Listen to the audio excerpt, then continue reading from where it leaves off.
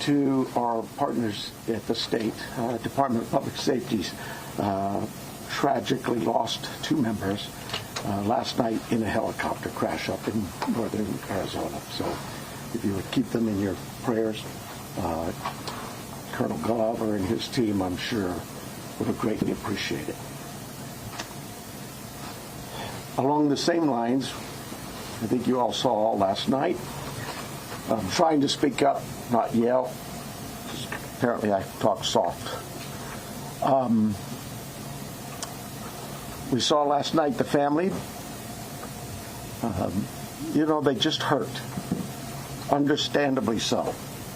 And so I really want you to know this entire team here, those behind me, and our community are hurting with you. We really just want Mom back. Okay? Right now, we believe Nancy is still out there. We want her home. Our department, the Sheriff's Department, along with all of our partners at the FBI, have been working around the clock. And we just want her home and find a way to get to the bottom of all of this, just as you do.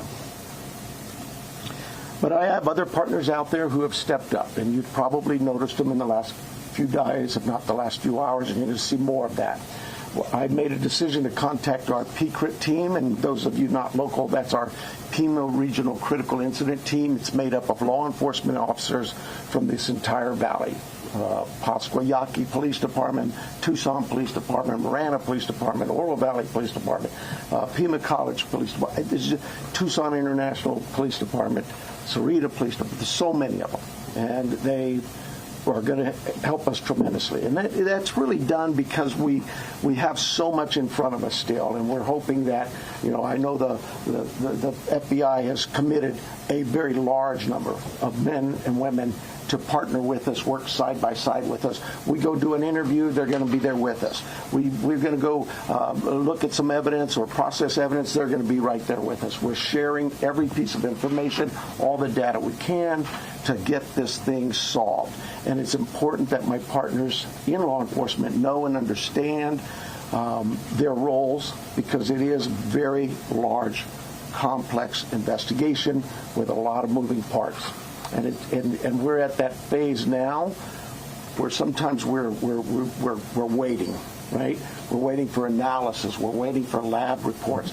But even then, when they come back quickly, for example, some DNA, we rushed what we thought was the best target for DNA. We did a rush through and got some of that back.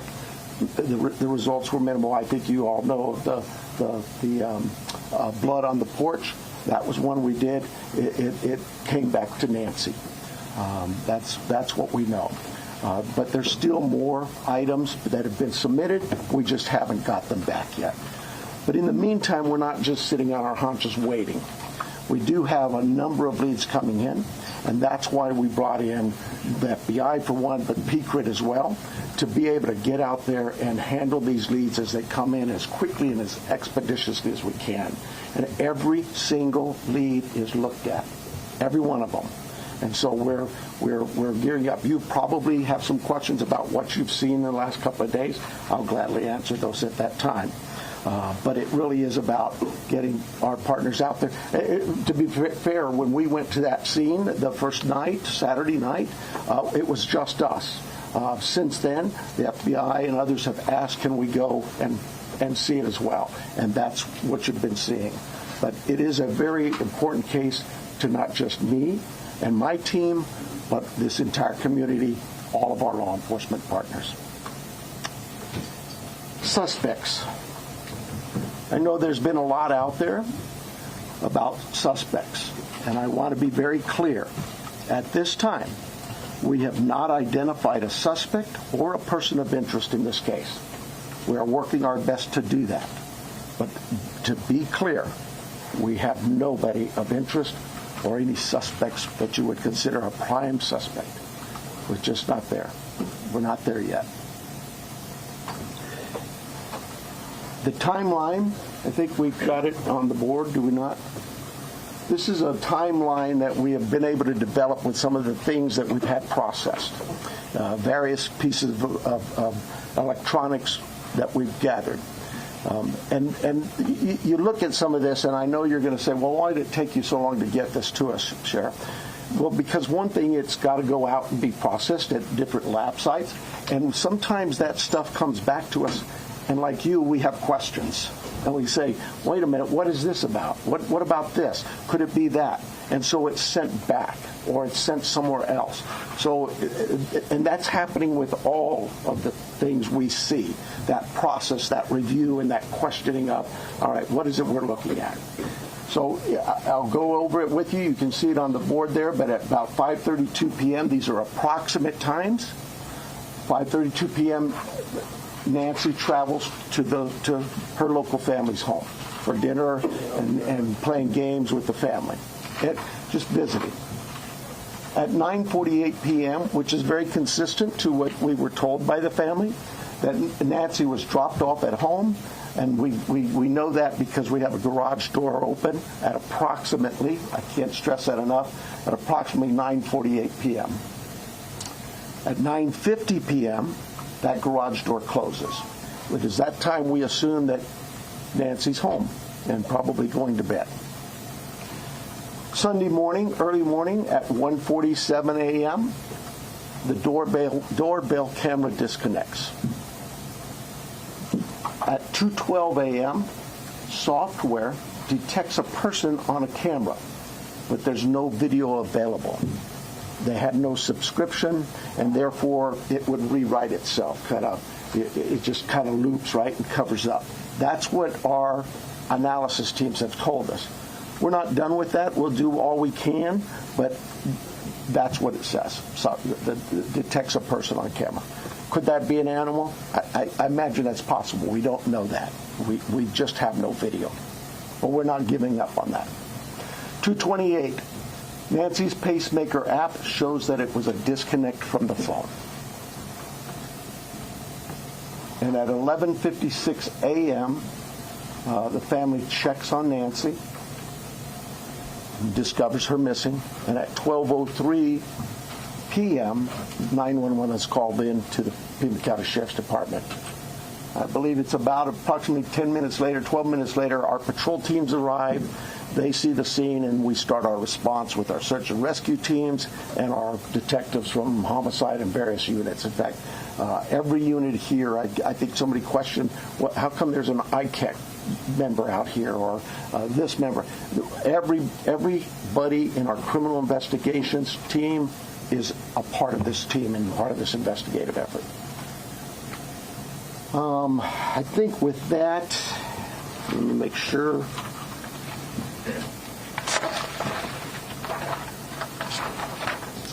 I want to clarify some things that I may have already done, but yeah, I've gone over with the blood at the front door, the doorbell camera. It was removed, we know that, but we're not confirming that any cameras were smashed or destroyed around the house. I don't know where that came from, but that's something we're not confirming. The car. The car that was at the home, it's just standard investigative practices. It's part of the search warrant scene, court orders. We pull it out of there and do our scene processing with the vehicle.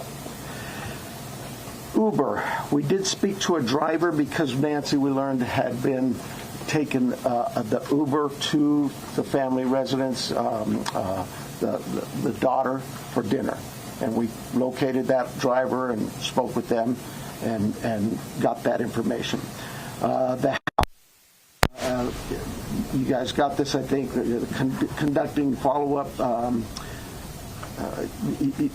I think you said somebody had mentioned that they saw a team out there again last night or yesterday, and that's just, again, what I was talking about before. Our partners wanted a chance to see it and examine things themselves, and more importantly, it's just we're constantly following up on things and go, hey, what about this? So we want to go back and check on some things.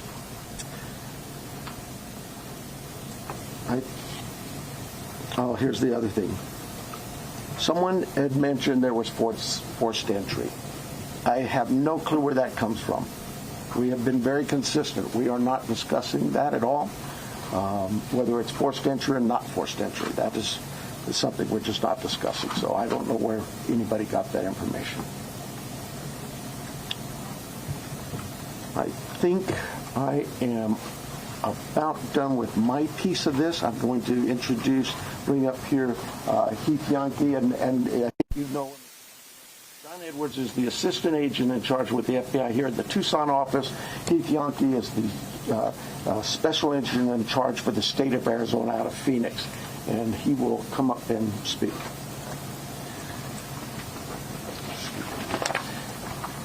Thank you, Sheriff. Hello, I'm Heath Yankee, the special agent in charge of the FBI's Phoenix Division. First, I want to let the Guthrie family know that our hearts are heavy for them. After seeing your message last night, it is clear that you and your family are in pain. Please know that we are doing everything to bring your mother home.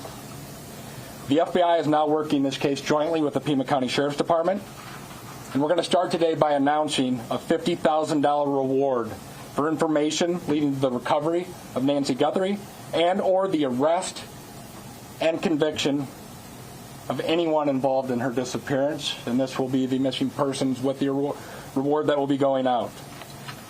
The FBI has agents, analysts, and professional staff employees working day and night with our partners at the Sheriff's Department. We have deployed additional intelligence and agents from our Phoenix office. We have brought in our Critical Incident Response Group from Quantico, Virginia. Members from our Cellular Analysis Survey team are here, and they continue to collect and process digital information. We are actively reviewing and analyzing information from all digital sources, which includes banks, social media companies, phone companies, and any other organizations where a digital footprint could have been captured. All this information provides data points and helps put the picture together.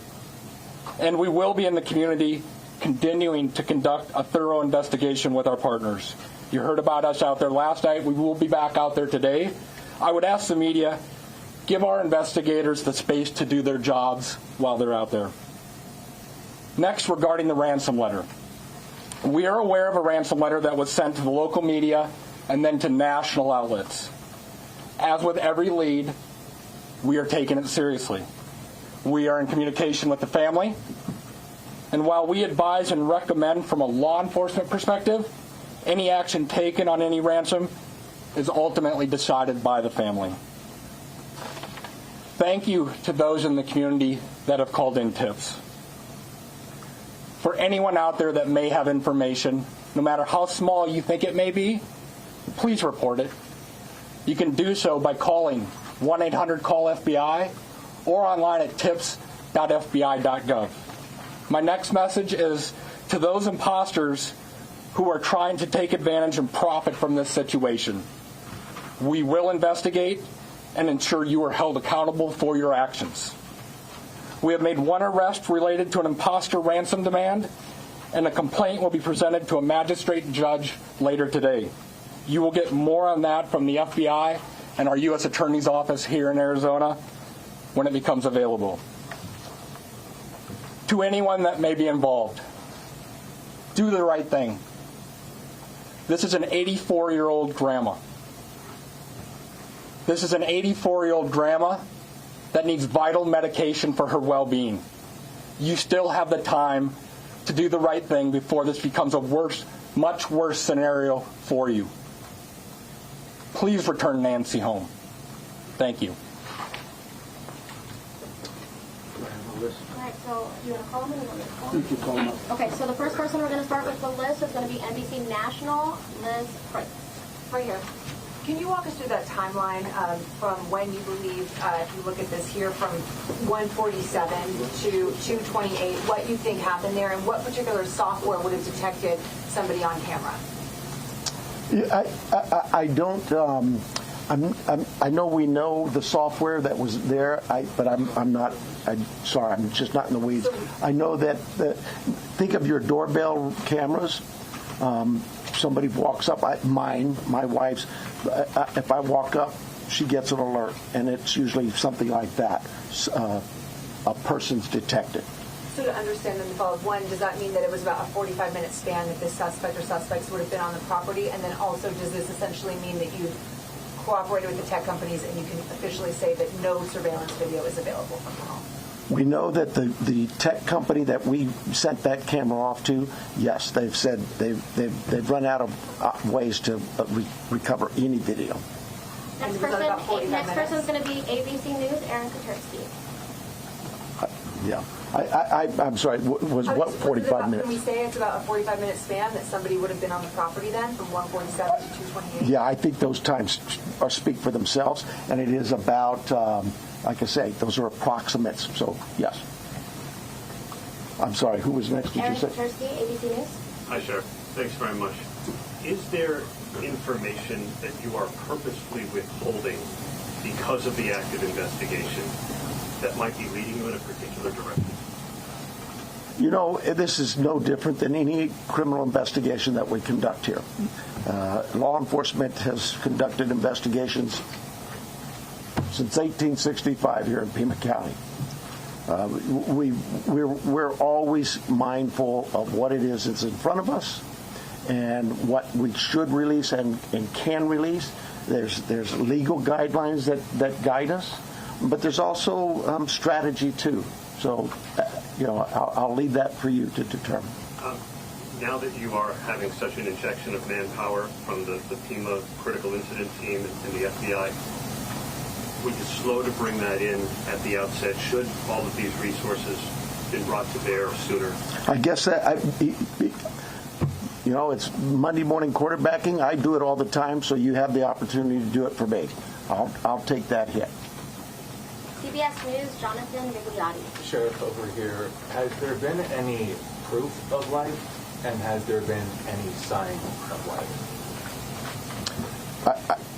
I'm going to anything to deal with the ransom notes and that. I would defer to the FBI, but no, to my knowledge, we're still looking for Nancy. And for my follow-up question, if I can speak with the special agent, what was it about this apparent ransom note that now 3 days on you first haven't been able to validate, and second, it warranted informing the Guthries of its existence? So the ransom note that was sent out there, obviously every lead in this case we are taking extremely serious. But not everyone is presented to the family. Why this one? Because this was the ransom that came in and it had facts associated with a deadline, with a monetary value they were asking for. So at that point... What were some of those facts, if you can, because there's been a lot of speculation, as you know, if you can set the record straight. Yeah, the ransom itself, one talked about an Apple Watch and one talked about a floodlight. We're not going to go into specifics. It's very important that we keep this investigation moving forward, and we don't want to put more facts out there that others then can use to try to profit from this. Who else would know about CNN, an next, Apple Watch? Ed Lavandera. Hey, Agent, I want to follow up with you real quick on that. There have been, as far as we know, I think 3 ransom notes so far, 1 arrest. Are they all different? Or you think there's different authors behind all of them, or? So the one that went to the media is the one we are currently investigating and working on. The imposter that I talked about, where an arrest was made early this morning, that there will be more information. We believe there's no evidence to connect this to Nancy's case. It was someone that was trying to profit from it, a total imposter. And Sheriff, you started off the press conference by saying you believe that Nancy is still out there.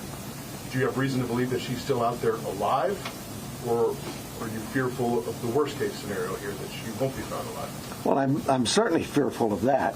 I think we all are. But it is we operate from a position that until we know she's out there, she's alive, and we're going to continue thinking that way until we find her. Fox Digital, Mike Reese. Yeah, sir. Michael Ruiz from Fox Digital. Sheriff, you said you've identified no suspects. Have you ruled out anyone she was with on Saturday night? You know, we've talked to so many. I'm sure that my investigators have feelings about this one's clear or this one isn't. But no, I wouldn't say anybody's ruled out yet, because what if I rule you out and then later I learn something else? No. So my follow-up, you mentioned that you don't know where the recording of a forced entry came from. Do we know how whoever did this got into her house? That I would not discuss with you anyway. Fox News, Almora. Question for Agent Edwards, if I may. Agent Edwards, will Hero be submitting the DNA for investigative genealogical investigation relative to maybe hitting a relative, somebody, if you will? I would say the DNA aspect of this case is being handled by the Pima County Sheriff's Department right now. However, should we get to that point, yes, that would be an option for the FBI to assist. And a quick follow-up, does the ransom note that you're working establish any communication protocols in it?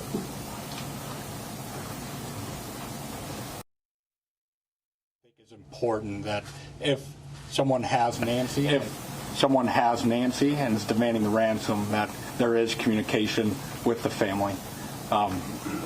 We talked about has been no proof of life, and there was no other demands within that letter. So they're still waiting for communication. ABC affiliate, Ashley Holden. Right here, Ashley Holden. When you say the doorbell camera was disconnected, do you believe that camera was taken? We do not have it in our possession. We've not located it. And then a follow-up. I know that we've been hearing a lot about ransom notes. We were also hearing in that video that was put out by the Guthrie siblings, and I don't know if this is a question for the FBI or yourself, but the challenges of seeing an image and knowing that it's real. Could one of you address that? Has the family received correspondence, any images, videos? So we're not going to go into facts regarding this part of the investigation. I think part of that message was with AI these days, you can make videos that appear to be very real. So we can't just take a video and trust that is a proof of life these days because of the advancements in AI and trying to actually get a proof of life that we can verify. But we're not going to go into anything the family may or may not have received. KOLD, Catherine Patterson. So in regards to a timeline on that ransom note, is that being an impact in your investigation? Are we nearing that timeline? I'm sorry, one more time. So in regards to the timeline in the ransom note, are we nearing that timeline? And is that playing a part in the investigation? We're not going to go again into specifics of that part of the investigation with the ransom note other than what we've put out there. We've been transparent. We're talking about we are working that ransom demand, but we don't want to go anything further than that could impact any opportunities. So thank you. Is there any additional physical evidence at the crime scene other than the technology that you guys are using for this timeline? Is there anything else that's helping you guys other than really the technology? Well, I think I said on day one is that it's technology that's going to really help us solve this case. But no, I mean, we did do a process of that scene for biological evidence, so we're still hopeful that maybe something will show up there as well. Arizona Republic, Richard Rella. Agent Yankee, we saw on the scene, I believe it was you, taking a tripod into the home of the sister. How involved was the FBI, if at all, in creating the video? Any advice for the family on what to see in the video? I would say we use our expertise and provide consultation and advice anytime a family would ask for our advice on a kidnapping. It's ultimately the family's decision of what they put out and any messages they put out. But we were, obviously, you're all documenting every move we make. We were there last night in talking with the family. But every decision is theirs. Right, that was a tripod and a ring light. And Sheriff Nanos, you said the blood was found on the porch and on the front stoop. Just wanted to verify that. I say porch, front stoop. It's all in that same general area by the front door. Front of the house. Front door, yes. What, given her medical condition and the fact that it was her blood, as you say, what would her medical condition do with her recovery if she indeed bled out or was bleeding when she left the house? Well, again, I've got to be careful for HIPAA, but I would say this. We know she is in need of medication, daily medication. And we also know that this is day 4 or 5, and still we don't know that she's getting her medication. That could in itself prove fatal. And for the No, that'll be for the that question. witness, For her name? KGUN News, we have Fred Smith and Alina. I'll get that for you. I'll get his name. Craig? KGUN, Athena, Craig Black. Okay. Have you been in communication with anyone who you believe could be the kidnapper?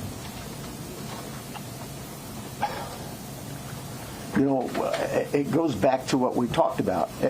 Nobody's eliminated, but we just really don't have enough to say, this is our suspect, this is our guy, we know, or our gal. We just don't know that.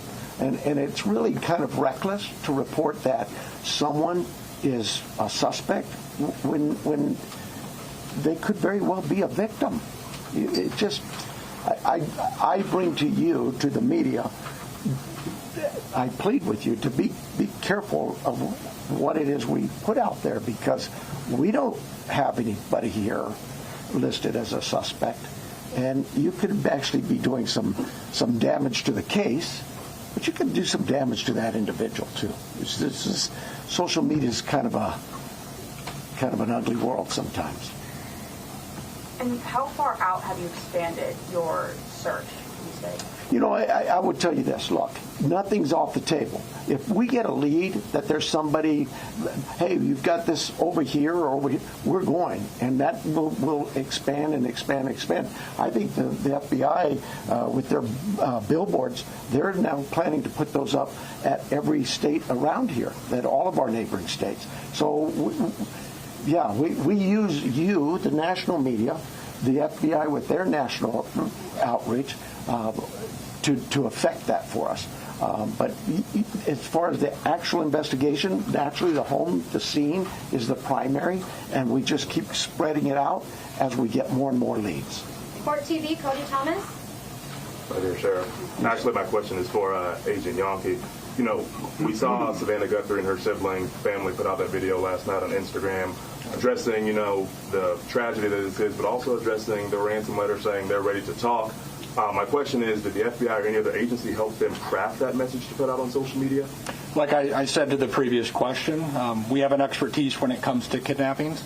And when families want advice, consultation, expertise, we will provide that.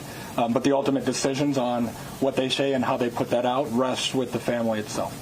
And as far as suspects, I know we haven't identified one, but what type of suspect or suspects do we think we're dealing with here? At this time, like the sheriff has said, there is no primary suspect identified, so it could run the gamut. So. KPNX, Troy Hayden. Are you actively investigating the son-in-law in this case? I know there were reports earlier this week, and you refuted that. You said you haven't eliminated everybody.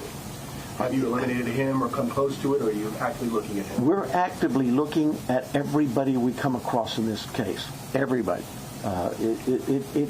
We would be irresponsible if we didn't talk to everybody. The Uber driver, the gardener, the pool person, whoever, everybody. It's so cliche, but everybody's still a suspect in our eyes. That's just how we look at things and think as cops. Does that mean we have a prime suspect? No, and the family has been very cooperative.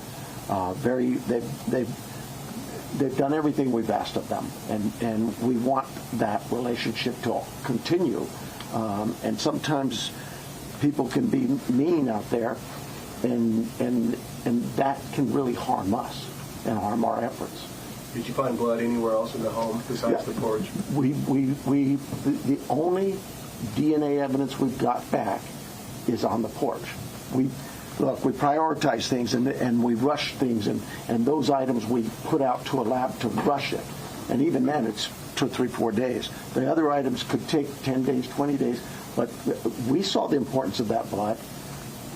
It came back to Nancy. So it was only there, it wasn't anywhere else in the house? I don't know that. We processed the house for biological evidence, and we've not gotten anything back. Newsmax, Sarah Williamson. Hi there. My question is just piggybacking off our colleagues here about how far this search has gone. When it comes to doorbell cameras, you say technology plays a critical role in this. Have you been actively door knocking the neighbours and businesses and collecting those doorbell cameras? And is there anything that has come up there, and how far is that? I can't tell you whether things have come up or not, but we have door-to-door. I think we're still doing door-to-door, not just in that neighborhood, but other neighborhoods. Just as leads come in and take us somewhere, we're going to do those things. Okay, and just to follow up as well in regards to the video that was released by Nancy Guthrie's children last night, just to clarify, that was not coordinated with any law enforcement beforehand, and that you hadn't seen that video before it was released? The FBI is handling all things with the ransom. I think the answer was yes, we were there. The media was there. We can help coordinate, provide that consultation, but that is the family's decision of what they film and what they put out. Fox 10, Justin.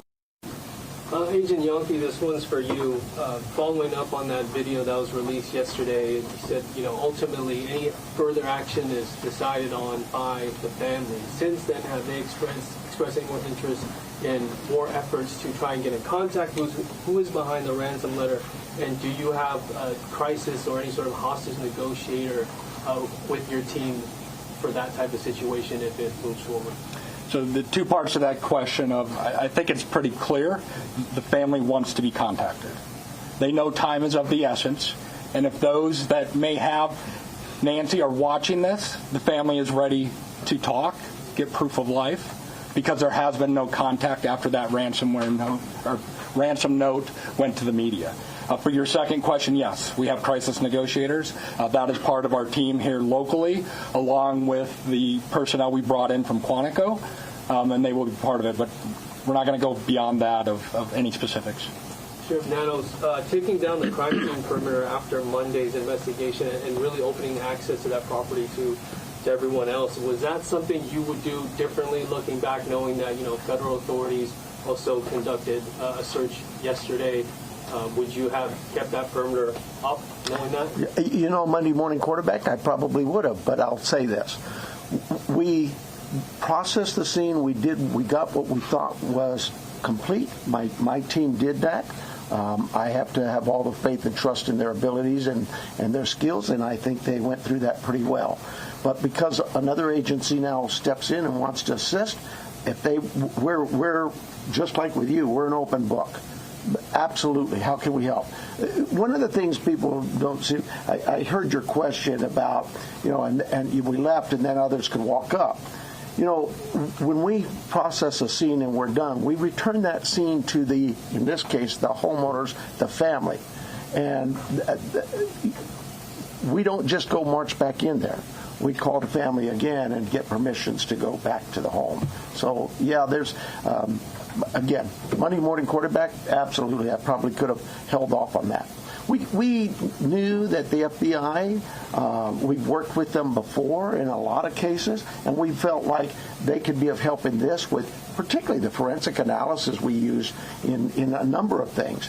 But at the start of this thing, we weren't sure what we had, and as the day progressed, we realized that there could be more to this, and we started in that. Remember, it was a search and rescue mission the first few hours, and we transitioned that over to a criminal investigation. With that, brought in our partners from the FBI and others. Have you heard from President Trump on the resources? I was actually going to ask about that. We saw the message yesterday. Are you next? Yeah. Okay, I'm sorry. Following up on that, we saw the message from the president yesterday. Have you personally received any communication from him or No, and I wouldn't expect that. He, too, is a busy man, right?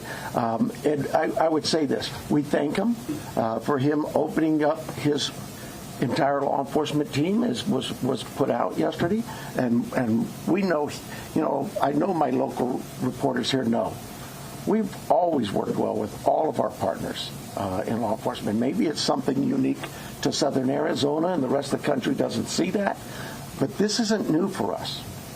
We've done this. Gabby Giffords, I headed up that investigation many years ago, and we worked side by side. Could not have got things done if we weren't with the FBI on that. And just the other question, this being a border state, have you guys had any communication with Mexican authorities? I have not. I work closely with the Mexican consulate, as other consulates, being the sheriff, but no, I've not heard from them. Arizona Univision Madrid.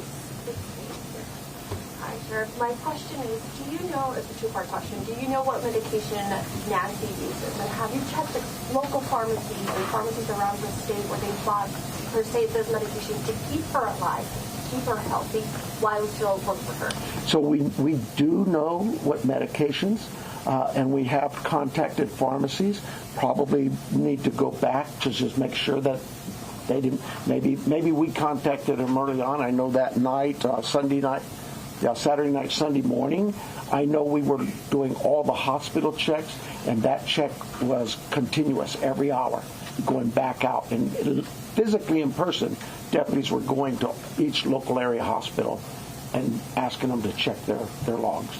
My second question here is, I know you're looking for her in Pima County. Are you looking for her across the state now? And if so, is there a particular area that you're focusing on right now? Well, we're looking for her everywhere, right? The FBI just made an arrest on a tip that we got that we thought there could be something here. It's statewide. The billboards are going to be out there across the country. We take leads from everywhere, and where those leads take us, we'll get there. MS Now, Alex Talbot. Agent Yankee, do you have any reason to believe that Nancy Guthrie may be being held outside of the country? Is that something that you've ruled out at this point? We don't have any of that information. We haven't ruled anything out. Like the sheriff said, we will follow the facts wherever they take us, whether it is outside of the state of Arizona or over the border. We will follow the facts and go there. But we have no indication anything over the Mexican border. And you mentioned on the ransom note there were details about the Apple Watch and the floodlight. Yep. The ransom notes that were sent out to TMZ, KGUN, and KOLD, are they all the same ransom note? Do they contain the same details in each of those individual ransom notes? The ones that I am tracking and aware of were the same. That went to TMZ also. News Nation, Brian Enton. Agent Yankee, sorry. Yes. When did the first ransom note arrive? And the reason I ask is because the Apple Watch has been in the news and on social media, and you could see like floodlights on video. So was it before those things were out in the world? I don't have the specific time frame, as I said here today, of what time it came in, but that you are right. I've got a list. You've got a list. It stood out to me, first of all, that they believe she is still alive. But when asked if they had proof of life, they did not offer any. And in fact, they said that the blood that we've seen pictures of on the porch right outside the door did come back as, in fact, Nancy Guthrie's blood. That's got to be concerning to everyone involved. What else stood out to you? We got a timeline, which was remarkable. The timeline was 1:47 a.m. The doorbell camera was disabled, and later the sheriff there said that doorbell camera is not in their possession. 2:12 a.m. The software detects a person there in the home. They believe to be a person, but there's no image. 2:28 a.m. The pacemaker worn by Nancy Guthrie disconnected from the phone, from the app on the phone. So that, to me, is that key timeline. It's about 45 minutes where it appears that somebody was at that house. Yeah, and there's a word that they used in the timeline. Again, this is a timeline put together not by journalists, but by law enforcement, and then presented to a room of journalists. The doorbell camera disconnected. That word, to me, sounds like someone took an initiative to cut something off, or the battery dropped out at that point. What do you make of that word choice? I thought that was really interesting, and it also spoke to knowledge of how that doorbell cam works. Potentially, had somebody cased that prior, that was very interesting that they could successfully disable it in that way, and they knew that there was a doorbell camera there, and they didn't want to show up in that footage. We had an hour-long briefing. We have a timeline that is fuller than before. We have repeatedly law enforcement saying we have no suspect, we have no person of interest. At one point, Sheriff Nanos said, we got nobody. And in that way, we still consider everybody a potential suspect. Are you surprised 5 days in that the combined efforts of the sheriff and the FBI have led to still nothing? It is surprising, I have to say. It's just a wide range of people. There was an Uber driver that picked her up and took her to dinner at her daughter Annie Guthrie's home. So that person was interviewed. The person who cleans the pool, the gardener. Also, the son-in-law was the last person to drop her off after that dinner. And there were a lot of questions about that. And the sheriff had told us previously that he saw that she safely got inside the house. In fact, we learned a little bit more details. The garage door was opened and then closed. And on the subject of inside the house, I thought it was remarkable that after widespread reports for days about forced entry and the concerning circumstances of her disappearance, they say, we're not going to comment actually on whether it was forced or not. If it's not forced, why not say that? If it is forced, why not say that? To me, that signals that that is a very crucial part of this investigation. They do not want to confirm or deny that there was forced entry. If there's not forced entry, that points to somebody who had access to the home. Yeah. If there was, points to somebody who didn't. So that takes it in two very different directions. Well, we're going to be covering all this tonight on the CBS Evening News. Anna, thank you very much. As I said, this is a story that has captured the nation's attention, captured its heart, and so many prayers today. You've been hearing the Pima County, Arizona sheriff saying he does believe Nancy Guthrie is still out there, but admits there is no suspect or person of interest identified in the case as of yet. Our coverage will continue on CBS News 24/7, your local news, and also tonight on the CBS Evening News. This has been a CBS News Special Report. I'm Tony DeCopel.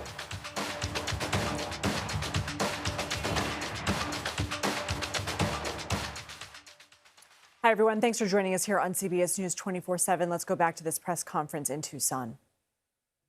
Not credible if there is no communication that follows up since you received it. Like, what's that timeline where you say, no proof of life, there's no more, this isn't credible? I think we start to look at what the deadlines were in the note. First, I think, was 5 o'clock today, and then it had a second deadline after that. So we are continuing in a normal kidnapping case. There would be contact by now, trying to discuss that. But those are the time frames we are looking at as we move forward. Are you able to say that second deadline that was given? I don't have that with me right now. So thank you. Sorry about that. Entertainment Tonight, Denny Directo. Yes, my question actually is for Agent Yankee. There was a report that said the ransom came from an email that the FBI was actually looking into that IP address. Any updates on that? Nothing that I can release. Thank you. And then also, there's also conflicting reports about who was the last person to actually see Nancy and drive her home. We know she took an Uber to Annie's house, but can you confirm whether it was Annie or her son-in-law, Tommaso, who took her home that night? I think the timeline that the sheriff provided was a family member, but just family. Yeah. We're going to go with family. Record TV, Vandry Piera. We are Fort National, so we're not familiar with the area, so we think that it's a remote area. So my question is, why is it so hard to track a car or something suspicious that have passed through the area at that time? How difficult it is? Just probably cameras around or something? Yeah, you're talking about the challenges we face in some of being in a rural area like this. Those are challenges we face all the time. We'd love it to have all the cameras in what we would consider a more urban nature type area. But once you get out into the community, that's not the only part of Tucson that is that way. And we just find ways to overcome those challenges. We don't just disregard it. We still look at ways to find for example, ring cameras that might catch just a piece of something. It goes by, it doesn't catch the whole car. Those kinds of things. We don't give up. We still go out. But not at least a car that came out at midnight? I can't. I mean, like miles from the house. We have cameras all over, and those things are being reviewed. Arizona Republic, Richard Willis. I'm a different person, let's pretend. Did you get two? Yeah, it's the second one. Was that you? Oh, sorry. No. All right. Thank you guys for keeping us honest. No, you already asked your question, so we're going to go to the New York Times with Reese. And I apologize for getting your name wrong here, Reese. Thibault? No, you're close. Thibault. Hi, sure. Hi. the 212, the camera that detected movement at 212, was that a different camera than the one that was disconnected at 147, and where was it pointed? We don't know that. We don't know which camera that was. When we did the software, it just told us that a person was detected, but I'm unaware of which camera that was. So there were multiple cameras and you're not sure? Sure, there were multiple cameras at the home. Okay. And is there a possibility that this is not a ransom situation, and if so, what else could it be? Your guess is as good as mine. I would say absolutely there's a possibility that this is nothing to do with a kidnapping. But we cover all angles. We're not going to dismiss something until we actually know for a fact that it's one way or the other. People Magazine, we have Danielle Bunker. So I wanted a little more clarity to follow up on his. Is there anything more you can say? Was this actually targeted or not? Do you have any? That's why we have the FBI to look at those areas where there may have been a target. Maybe it is a kidnapping. But no, we don't have anything to rule that out or to say it is. And as far as the ransom notes, there was a part in there about Bitcoin. Are you looking into that now, investigating? Yes, that's part of the investigation. Can you go and elaborate any further if you found anything, or if there's any ties or any suspects tied to that Bitcoin? There is not at this time. Associated Press, Joel Goldendera. Hi, Sheriff. Just to follow up to a You're prior- Joe? I'm sorry. You're Joe? Goldendera. Oh, I thought you said Joe. Okay. Just to follow up to a prior question, you had said early in the investigation that authorities don't believe Nancy Guthrie was targeted. Why don't authorities think that Nancy Guthrie was targeted? Who said that? Who said they didn't You had think said she? that early in the investigation. Boy, if I said I absolutely misspoke. I've never thought she was or wasn't targeted. We've always believed that is certainly a possibility. I mean, you'd be silly not to think that. Somebody disappears in the middle of the night out of their home. You can understand where I'm coming from. But no, if I said that, obviously I misspoke, or maybe somebody misheard me. But I've never believed that she was or was not a target. Is there anything more specific you can say about what you believe the motive to be for this kidnapping at this time? Motive's always going to be a question, and we'll know more as we go what that motive is. But right now, my guesswork is as good as yours. And can you And talk then a we little bit? also have the final one will be from KVOA here in Tucson, Monica Garcia. Okay, so let's talk about that 5 p.m. Did you say 5 p.m. deadline today? Is that the deadline? I believe that's for the FBI. Yes. Can you just give us some sound on that? Because that's a big deal. That's within hours about that 5 p.m. deadline per the ransom note. We are.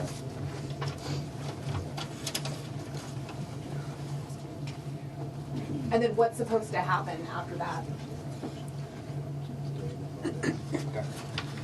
So the ransom note that was distributed to the media did make a demand for 5 p.m. today, and if a transfer wasn't made, then I think a second demand was for next Monday.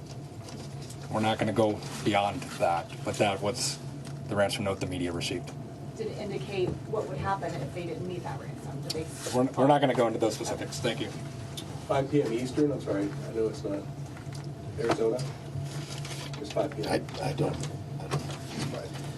It's 5 p.m. And then, sorry about that, Inside Edition, Jim Murray.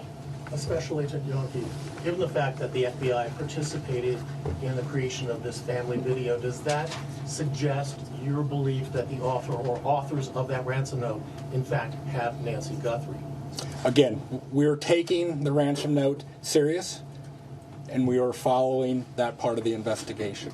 And does the fact that there is a ransom note suggest to you that Nancy Guthrie was taken specifically because she's Savannah's mom? There's nothing to indicate that. Thank you guys so much for all of your questions. The sheriff does have just one more note about what happens next year, or what doesn't happen next. Well, it's what happens for us is we're going to continue working. For you, though, I hope this worked out well for you. But right now, I have no plans to schedule any further press conferences unless we have some real evidence or something to bring up to you. it's pretty pointless to just keep hounding the same things over and over. And as Special Agent in Charge Yankee said, please give us some space, and that's not just physical space.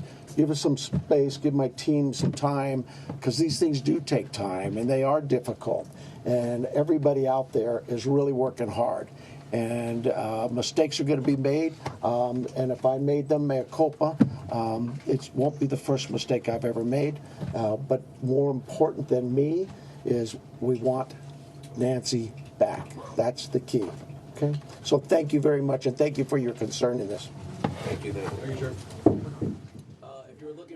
All right, everybody, in a story that grows more dire by the day, we have new details that we are learning in the disappearance of Nancy Guthrie, the mother of Today's Show co-host Savannah Guthrie. The Pima County Sheriff's Office just giving us an update on its investigation. A few very big headlines coming out of that, including there are no leads or suspects, but they are working around the clock. Another lead is that they are saying that they have a ransom note that was given to the media.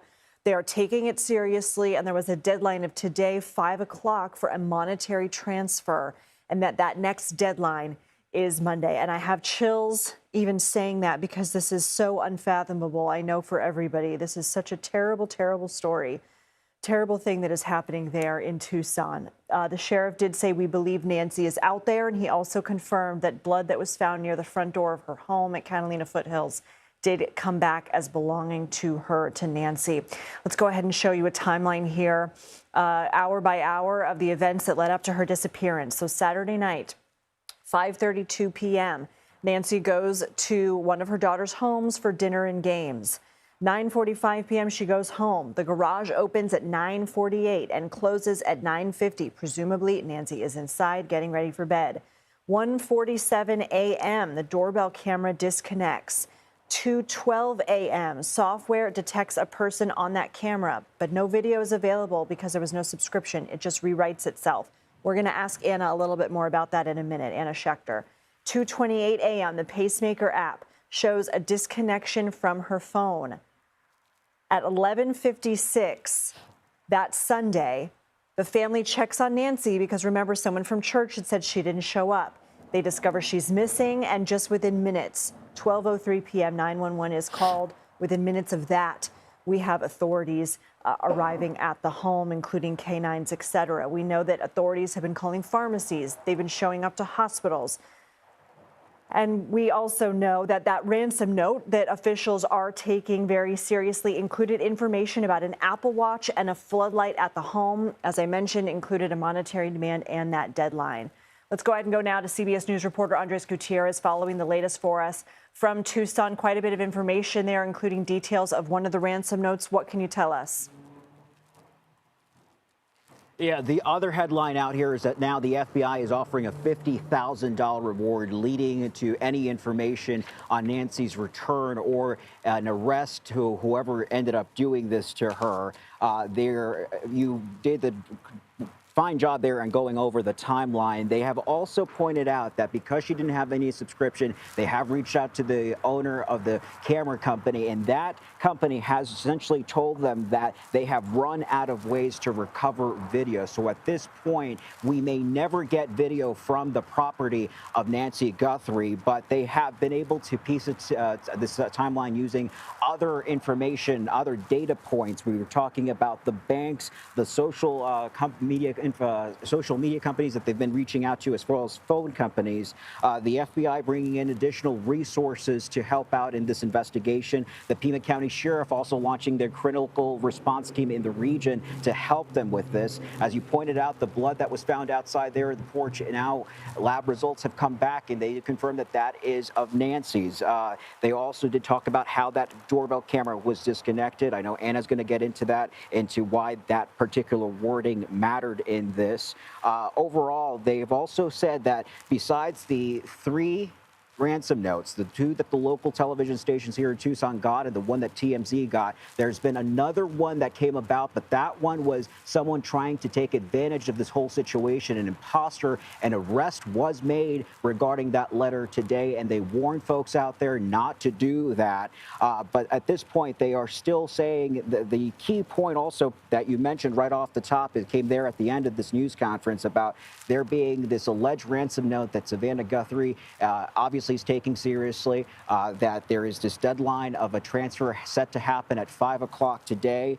The next deadline coming up on next Monday. Guthrie's family still awaiting communication from whoever ended up writing these alleged ransom notes, but right now these are being taken very seriously. Lindsay. Andres, thank you so much. Let's go to Anna Schechter, the head of our crime and policing unit. So absolutely disgusting that somebody would try and take advantage and do a copycat ransom note here. I can't even fathom that. But let's go ahead and talk about the significance of this camera not having an active subscription and what that means.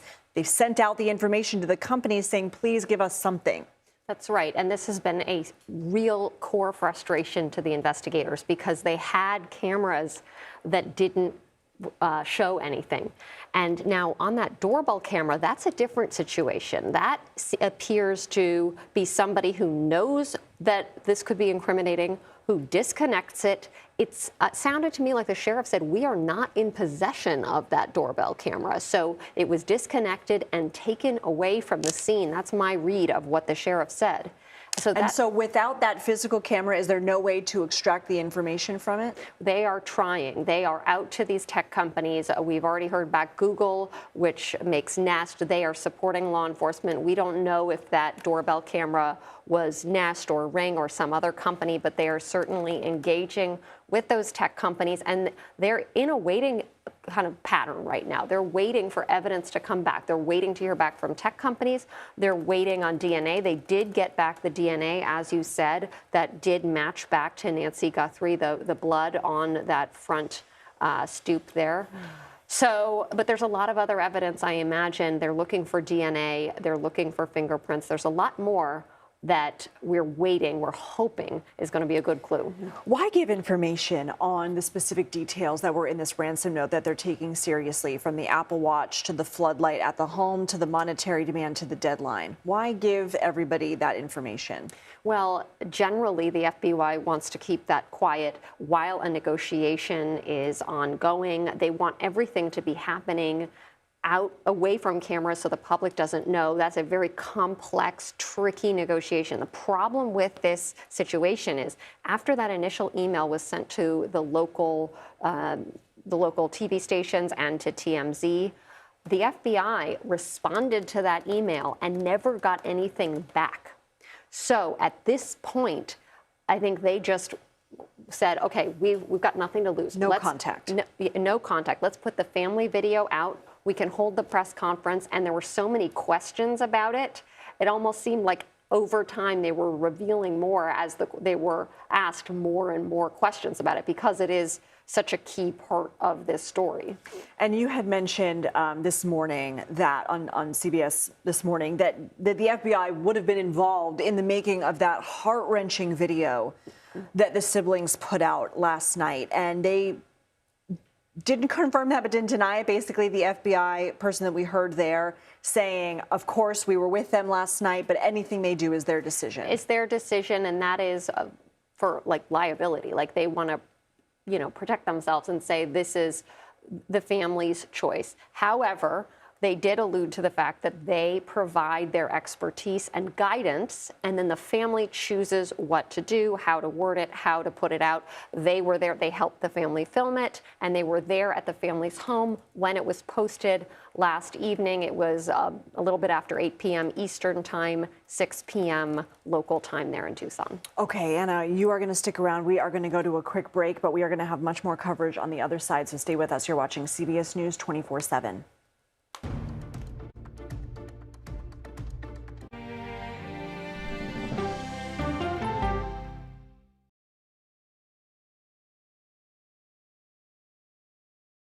Go to the ends of the earth. We'll hit the heights. A great adventure together. And reach for the stars. Star power. I like it. So cool. But wait, there's more. Experience thought-provoking. Something that's undeniable. With mindfulness. Innovative. Magical. It's like being a child. And truly original.